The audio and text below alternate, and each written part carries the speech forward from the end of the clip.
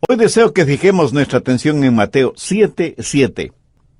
Es una de las más extraordinarias promesas de la Biblia porque nos dice cómo lograr que nuestras oraciones sean contestadas.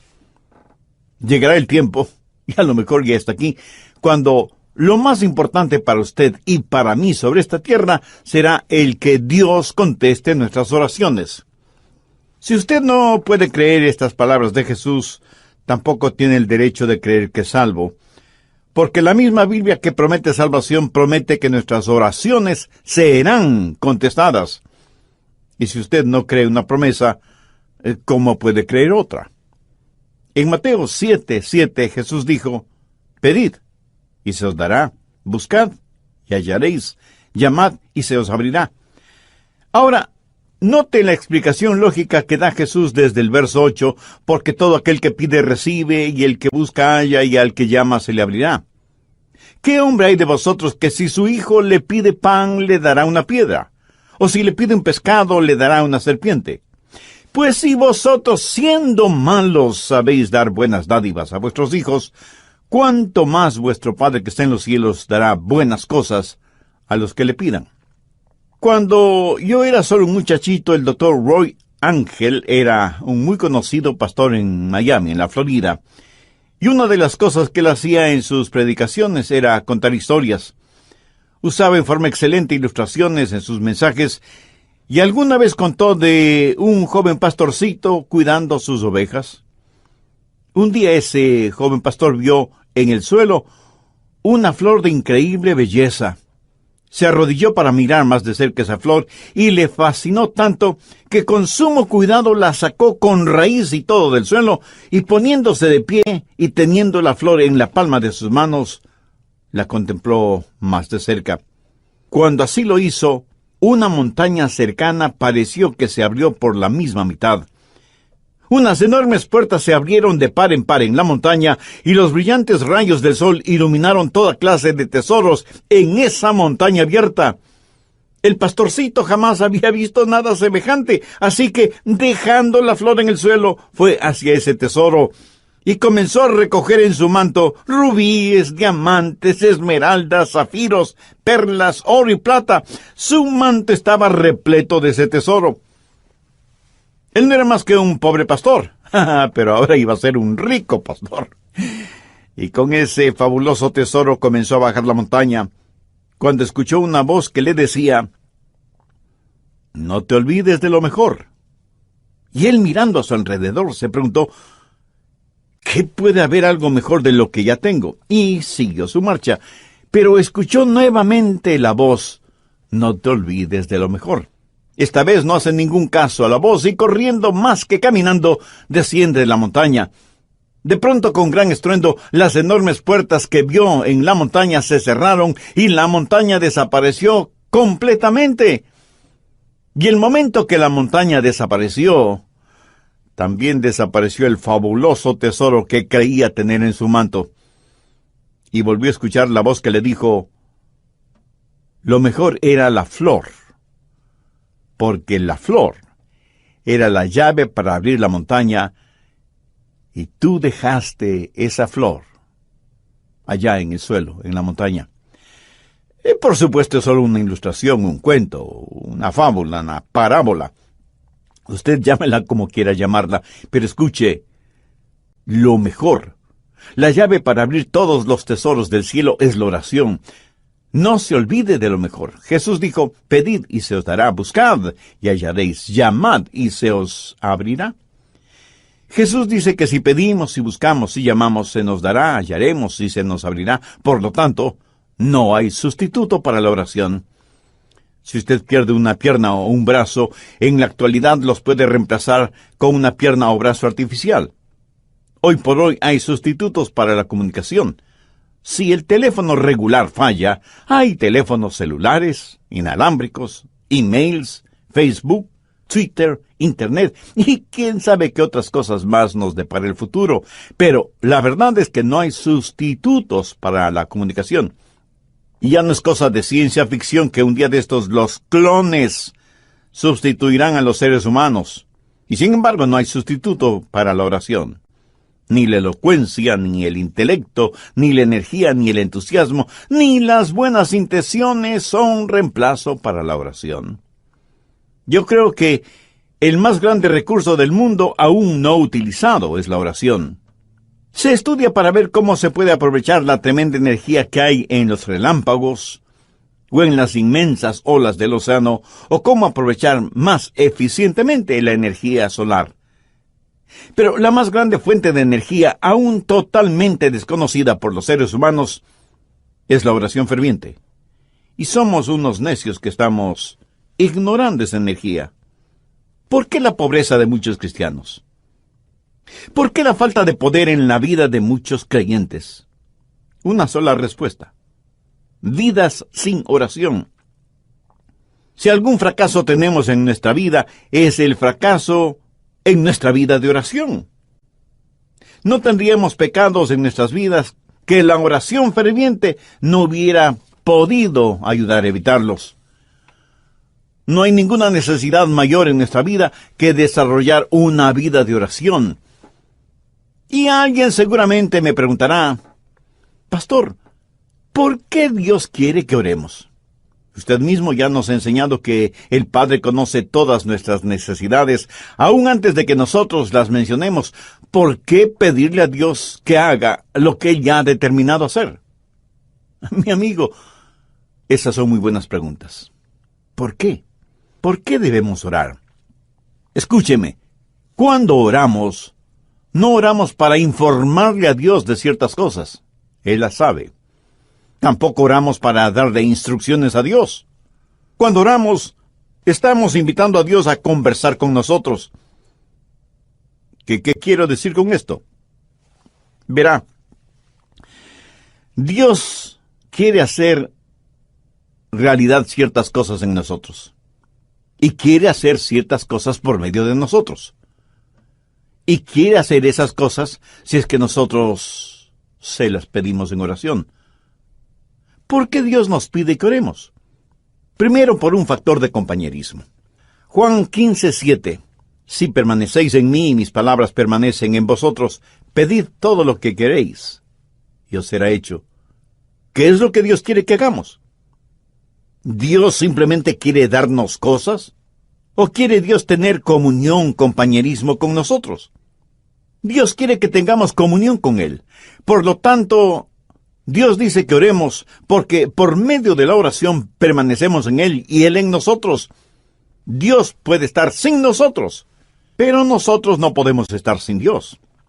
Cuando usted ora y Dios contesta, usted habita en Él y Él en usted. Somos colaboradores de Dios. Pablo en 2 de Corintios 6:1 dice: así pues, nosotros como colaboradores suyos. ¿Lo ve? Hay este factor de la comunión, del compañerismo, de la amistad. Segundo, el factor del desarrollo. No hay nada que pueda ayudarle a crecer como cristiano que la oración. Cuando permanece en el Señor Jesucristo y Él permanece en usted, crecerá espiritualmente, en la misma proporción que la que ora. ¿Alguna vez se ha preguntado por qué Dios no contesta sus oraciones inmediatamente? Sencillamente porque Él quiere que usted crezca un poquito más cada día. José es un joven que está tratando de tener una cita con Rosita, así que le invita para que salgan juntos. Ella lo mira unos instantes y piensa: no tiene buenos modales, no es gentil, tiene mal aliento, no se viste adecuadamente, tiene las uñas sucias y sus zapatos están viejos y sucios. Así que Rosita le dice a José: no puedo salir contigo, estoy muy ocupada. Y entonces él piensa: ¿por qué no querrás salir conmigo? ¿Qué podrá hacer? Más tarde le pregunta a un buen amigo suyo: Raúl, quise tener una cita con Rosita, pero ella prácticamente me rechazó. ¿Tienes tú una idea de por qué? Y Raúl, como buen amigo, le dice: ¿quieres que sea completamente honesto con mi respuesta? Por supuesto que sí. Y Raúl, después de respirar profundamente, le dice: mira, José, tienes mal aliento. ¿Cómo que yo tengo mal aliento? No puede ser. José, estoy siendo honesto contigo. Y José va y compra un agradable enjuague bucal, usa una pasta dentífrica que refresca el aliento, y después de algunos días vuelve a invitar a Rosita, y Rosita vuelve a decirle que no. Otra vez va a consultar con Raúl, y Raúl le dice, pero mira la manera en que estás vestido. No tienes un espejo. Tu camisa está más que sucia, hueles muy mal, parece que no usas nada contra el mal olor de tus axilas, y mira tus zapatos, más horribles no pueden ser. Después de un par de semanas, José va nuevamente donde Rosita, pero luce diferente. Su ropa está limpia, está bien afeitado y masculinamente peinado. De su cuerpo se desprende un suave olor, como brisa marina. Sus uñas están recortadas y limpias, y sus zapatos parecen de charol. Y le dice, Rosita, ¿quieres salir conmigo? Te invito a tomar unos helados.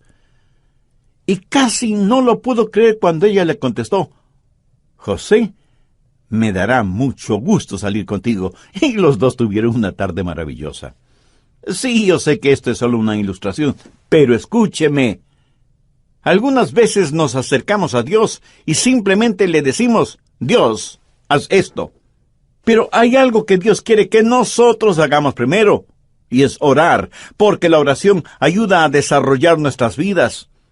Cuando Dios no nos da algo que le hemos pedido, enseguida preguntamos, ¿por qué Dios no contesta mis oraciones? Y el Espíritu Santo nos dice, porque hay pecado en tu vida, eres egoísta, eres carnal, te interesa más lo temporal y material que lo espiritual y eterno. Mi amigo, marque mis palabras. Hay un factor de desarrollo en nuestras vidas. Cuando oramos, Dios nos hace crecer por medio de la oración. Tercero, el factor de la dependencia en la oración. Dios nos hace crecer espiritualmente por medio de la oración. Jesús dijo en Juan 15:5, porque separados de mí, nada podéis hacer. Si Dios contestara nuestras oraciones automáticamente, no habría ningún crecimiento. Pero si nunca tuviéramos que orar, no habría ninguna dependencia. La oración es la forma en que nos fusionamos con Dios. Y esa es una maravillosa promesa. Pedir, buscad, llamad. Pero no solo una promesa que reclamar, sino un proceso a seguir. ¿Alguna vez ha puesto atención a los verbos en este versículo? Pedir, buscar, llamar. Eso es un proceso que va creciendo en intensidad. Pedir para recibir, buscar para encontrar, llamar para que se nos abra. Así, este versículo es una promesa y un proceso. La promesa de que Dios nos escuchará. Enfoquemos este punto. Usted se acerca a Dios y le pide algo. ¿Sabía que el más grande problema en la oración no es la oración no contestada, sino la oración no verbalizada? Muchos ni siquiera llegamos a pedir. Santiago 4:3 dice, pedís y no recibís, porque pedís mal. Pero la oración no verbalizada no solo es una tragedia, sino que es un pecado. El profeta Samuel dijo, lejos sea de mí que peque contra Jehová, cesando de rogar por vosotros. Una y otra vez la Biblia no solo nos invita a orar, sino que nos ordena orar. Busque Lucas 18:1. También les refirió Jesús una parábola sobre la necesidad de orar siempre y no desmayar. Y en Marcos 14:38, Jesús les dijo a los discípulos, velad y orad para que no entréis en tentación. Escúcheme, cada vez que pecamos es porque hemos fracasado en orar como debíamos hacerlo. Y Pablo dice que no debemos estar afanosos por nada, sino que debemos dar gracias por todo. Y que con oración y ruego debemos hacer conocer nuestras peticiones a Dios. La razón por la que estamos tan llenos de preocupaciones y ansiedades es porque no hemos aprendido a orar. Y porque cuando oramos, pedimos lo que queremos y no lo que en verdad necesitamos.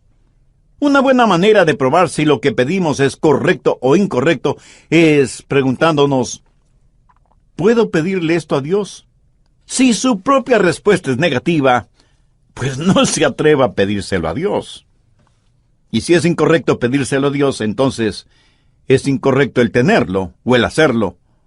No divida su vida entre lo secular y lo sagrado. No piense que cuando ora, Dios está interesado en unas cosas y no en otras. Se puede imaginar a Jesús viviendo de esa manera. Cada día es un día santo. Y cuando estamos en la voluntad de Dios, todo lo que pidamos en oración, le puedo asegurar que estará de acuerdo con la voluntad de Dios. Y si usted me pregunta, pastor, ¿y qué de las cositas pequeñas? Porque yo oro solo por las cosas grandes. Mi amigo, ¿qué es pequeño o qué es grande delante de Dios? Debemos orar por todas las cosas.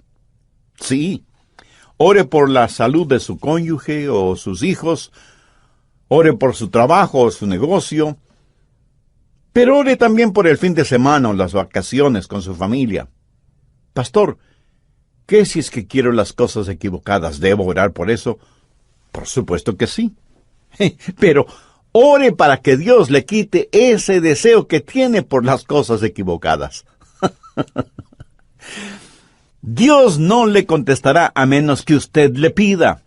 Y eso significa que usted expresa un deseo. Pero cuando usted busca, eso es una experiencia descubierta. Verá, muchas veces pedimos las cosas equivocadas. Muchas veces no estamos en posición de pedir nada. Muchas veces las cosas por las que pedimos son totalmente desconocidas para nosotros. Así que la oración verdadera está eslabonada con la búsqueda. Y el propósito, la voluntad de Dios, pudiera ser que necesitamos buscar. Un día una señora me llamó y me dijo, pastor, necesito que venga a mi casa. Tengo necesidad de que ore conmigo por algo muy importante. Así que fui a su casa y ella me dijo, pastor, mi hijo es un borracho. Y a su esposa, mi nuera, le diagnosticaron cáncer. Le he pedido a mi hijo que venga para que usted ore por nosotros. Y ahí estábamos los tres, el hijo, la madre y yo, el pastor. Nos arrodillamos para orar. Ella oró, yo oré, y el hijo, un hombre de tal vez unos 35 años, me dijo, pastor, usted no está orando. Yo pensé que había orado en voz muy baja, y por eso él no me había escuchado. Volví a orar, elevando el tono de mi voz, y sin embargo, él me dijo, pastor, por favor, ore. Eso me incomodó en cierta forma, pero oré un poco más. Cuando abrí los ojos, la mamá ya no estaba con nosotros. Solamente estábamos él y yo. De pronto escuché ruidos en otro cuarto, y fui hasta allá, y encontré a la mamá de él totalmente extendida en el suelo con los brazos en cruz, orando intensamente, y escuché su oración. Era como si ella en su oración estuviera abriendo las puertas del cielo, llegando hasta el trono de Dios, y ahí depositar la angustia de su corazón. Le escuché hacerle acuerdo a Dios de sus promesas, derramando su alma en favor de su hijo. Y me di cuenta de algo. Ese hombre durante su niñez y su juventud seguramente vio muchas veces orar a su madre de esa manera, orando intensamente, y por eso él me dijo, pastor, usted no está orando. Ese día aprendí una importante lección acerca de la oración, lo que significa acercarse al trono de Dios en oración. Y eso, mi amigo, no solo es una oración que pide, sino una oración que busca. Pero no solo debemos pedir y buscar, sino que, como Jesús lo dijo, debemos llamar. Y con esa acción estamos expresando una determinación. El llamar significa que no nos detendremos hasta que obtengamos aquello que le pedimos a Dios, o hasta cuando Dios nos diga no. Veamos Lucas 11 por un momento, desde el verso 5. Les dijo también, ¿quién de vosotros que tenga un amigo va a él a medianoche y le dice, amigo, préstame 3 panes, porque un amigo mío ha venido a mí de viaje, y no tengo que ponerle delante?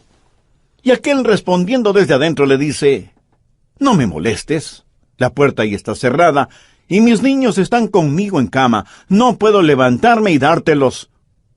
Os digo que aunque no se levante a dárselos por ser su amigo, sin embargo por su importunidad se levantará, y le dará todo lo que necesite.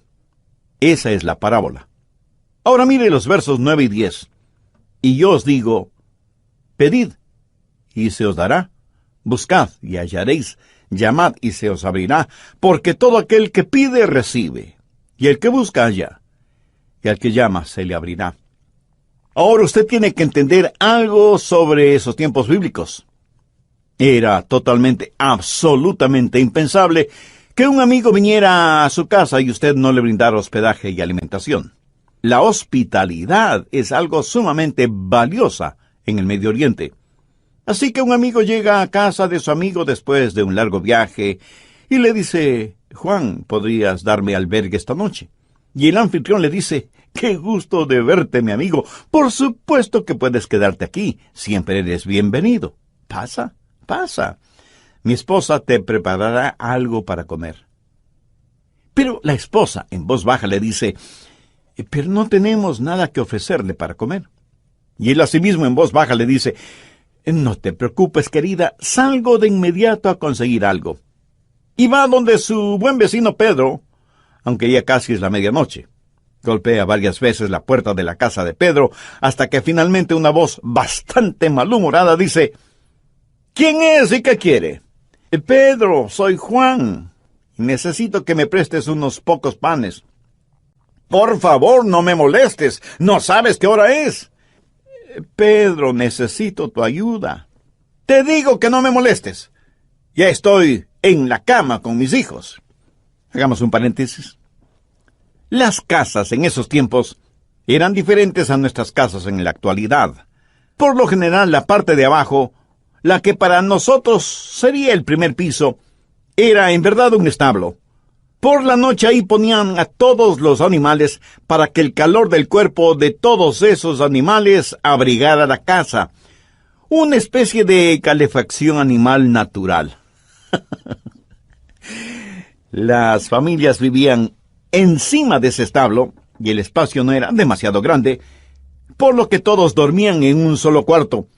Y cuando alguien se despertaba y se levantaba, pues despertaba todo el mundo. Y las cerraduras en esos tiempos eran muy complicadas. No era cuestión sencillamente de utilizar la llave. Había que bajar del segundo piso, despertando a todos, cruzar entre los animales, hacer un tremendo ruido quitando las seguridades de la cerradura. Así que para cualquiera no era fácil simplemente bajar y abrir la puerta. Pero Juan insistió e insistió hasta que Pedro, para que no le moleste más, le dio los panes que necesitaba. Lo hizo no necesariamente porque Juan era su buen amigo, sino porque Juan fue insistente. No aceptó un no como respuesta. Y de eso está hablando Jesús, de la persistencia en la oración. ¿Cuántos de nosotros oramos de esa manera? Note que en este versículo los verbos están en tiempo presente, lo cual significa manténganse pidiendo, manténganse buscando, manténganse llamando. La oración no es una carrera de velocidad, más bien es una larga maratón.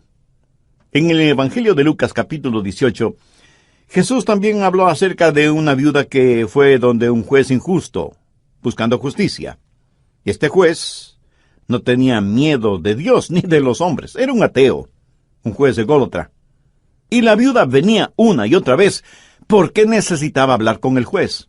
Finalmente, el juez falló a favor de la viuda porque, como ese juez mismo lo dijo, no quiero que me agote la paciencia. Esta ilustración la utilizó Jesús para poner de relieve que si un juez injusto puede actuar de esa manera, ¿cómo un juez justo no va a escuchar nuestras oraciones? Dios no es como un juez injusto. Y si Dios, el juez justo, nos contesta, no es para librarse de nosotros antes de que se le acabe la paciencia. Dios quiere que persistamos en la oración porque Él está haciendo algo en nosotros y por medio de nosotros. Y siempre vamos a encontrar a Jesús enseñando la persistencia en la oración. Y sea que usted lo entienda o no, es una enseñanza bíblica. Permítame también mencionar a la mujer sirofenicia que desde lo que es hoy el Líbano se acercó a Jesús para buscar ayuda para su hija que estaba poseída por un demonio. Es profundamente interesante la conversación de Jesús con esa mujer griega. Vayamos al capítulo 7 de Marcos, desde el verso 26. La mujer era griega y sirofenicia de nación, y le rogaba que echase fuera de su hija al demonio. Pero Jesús le dijo: deja primero que se sacien los hijos, porque no está bien tomar el pan de los hijos y echárselo a los perrillos. Respondió ella y le dijo: sí, Señor. Pero aún los perrillos debajo de la mesa comen de las migajas de los hijos. Entonces le dijo: por esta palabra, ve, el demonio ha salido de tu hija. Y cuando ella llegó a su casa, halló que el demonio había salido, y a la hija acostada en la cama. Cuando Jesús usó la palabra perrillos, hacía referencia a perritos mascotas. Note que la mujer no se siente ofendida por eso, y más bien le dice a Jesús que aún los perrillos están felices de comer las migajas de pan que caen de la mesa. En el original, ella no usa la misma palabra que Jesús utilizó para perrillos. Ella usó una palabra que describe a un perro callejero, flaco y sarnoso. Por eso Jesús se sintió conmovido y le otorgó a la mujer lo que le había pedido. Durante las horas finales de su pasión, Jesús oró a su Padre varias veces. Jesús, el Hijo de Dios, prevaleció en la oración. El apóstol Pablo habla de una espina en la carne y dice que 3 veces le pidió a Dios que se la quitara. Esto significa que Pablo tuvo 3 extensas sesiones de oración sobre un largo periodo de tiempo, hasta que Dios le contestó. Pero Dios no le contestó como Pablo se lo pidió, sino como Dios quiso contestarle. Elías oró por lluvia, y estando en el monte Carmelo, envió a su criado a ver si descubría alguna nubecita en el cielo. Nada. 6 veces dio la orden y 6 veces la misma respuesta. Nada. Pero a la 7ª vez el criado vio una nubecita del tamaño del puño de un hombre. Esto es una ilustración de la oración persistente de Elías, quien, juntamente con su criado, comenzó a caminar porque ya se escuchaba el sonido de una abundante lluvia. Ahora, ¿cómo saber cuándo pedir o cuándo dejar de pedir? ¿Cuándo buscar y dejar de hacerlo? ¿Cuándo llamar y dejar de hacerlo? Al respecto, permítame mencionar 3 pasos. Se detiene cuando Dios le da lo que usted ha pedido. A veces las respuestas de Dios son directas. Otras veces son diferentes. Algunas veces Dios demora sus respuestas, otras veces simplemente las niega. ¿Pero cómo saberlo? Bueno, si Dios le otorga lo que usted ha pedido, ya no hay que seguir pidiendo, ¿no le parece? Pero algunas veces usted ora por algo, y aunque no lo tiene en sus manos, lo tiene en su corazón. Quiero decir, algunas veces Dios le dirá: ya lo tienes, ya lo tienes. Y usted tiene la seguridad de que lo que ha pedido a Dios ahora ya se lo ha dado, y usted comienza a alabarle por eso. Y debemos reconocerlo. Algunas veces Dios dice no. Entonces usted simplemente deja de pedir. Y aunque Dios le haya dicho no, agradézcale. Porque Dios nos da solo cosas buenas. Y si no nos da algo que le hemos pedido, es porque seguramente eso no será bueno para nosotros. Pero usted se mantiene pidiendo hasta que Dios le diga sí, o espera, o definitivamente no. Entonces hay una promesa que reclamar, hay un proceso que seguir y hay una provisión que debemos gozar. Note que el Señor Jesucristo dice por qué y cómo contesta nuestras oraciones. Volvamos a Mateo 7, desde el verso 9, y veamos cómo el Señor ilustra esto. Jesús hace la pregunta: